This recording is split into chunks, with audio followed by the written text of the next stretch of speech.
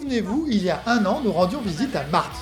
Malgré toutes ses tentatives, elle n'avait jamais réussi à attirer les mésanges sur sa terrasse. Heureusement, je suis venu lui donner quelques conseils et nous avions installé 2 mangeoires pour l'hiver et un nichoir pour la belle saison.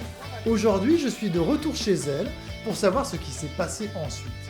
Alors Martine, qu'est-ce qui s'est passé juste après notre départ ?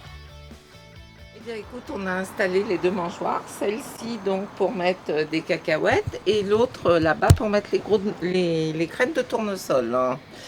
Donc à la suite, on a vu arriver progressivement des petites mésanges, à la fois des mésanges bleues et des mésanges charbonnières.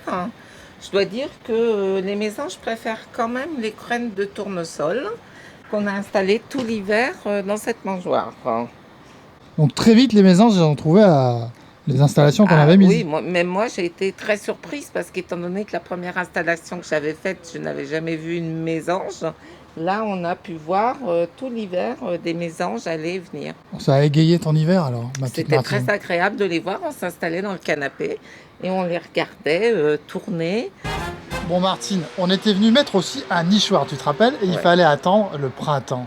Alors qu'est-ce qui s'est passé ? Est-ce que tu as eu un heureux événement ? En fait, j'ai eu des heureux événements.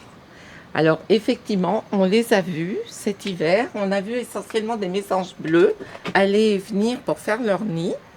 Et ensuite, au printemps, on a commencé à entendre des espèces de gazouillis. Et on s'est dit quand même qu'il devait y avoir pas mal de petites mésanges. Donc on a fini par ouvrir le nichoir. Et là, oh merveille, on a découvert un nid fantastique avec 8 petits mésanges ou mésangeaux, je ne sais pas comment on dit. Dis-moi Martine, on va t'apprendre encore un truc. Est-ce que tu sais ce qu'il faut faire à l'automne avec les nichoirs ? Eh ben non. Eh ben il faut les nettoyer, je te signale. Ah bon, il faut enlever le nez ? Ouais, il faut enlever le nid. De façon à ce qu'elles refassent leur Ouais, gymnastique. puis parce que sinon elles vont refaire un nid, mais elles vont le refaire dessus le nid précédent. Et donc elles vont arriver à la hauteur du trou, tu vois. Elles auront plus de place à un moment. Alors moins de place, et puis ça sera plus dangereux pour les petits qui pourront tomber plus facilement.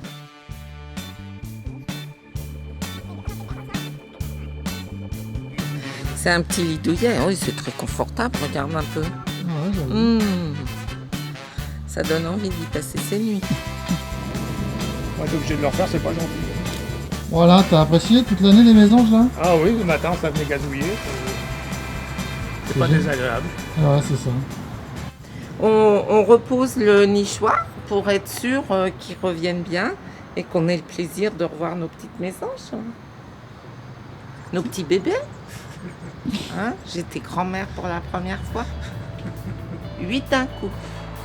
Alors à vous de jouer, vous n'avez plus qu'à emboîter le pas de Martine. Dernière chose, il est déconseillé d'ouvrir le nichoir. En tout cas, faites-le très rarement pour la tranquillité des oiseaux et pour ne pas les inciter à abandonner le nid.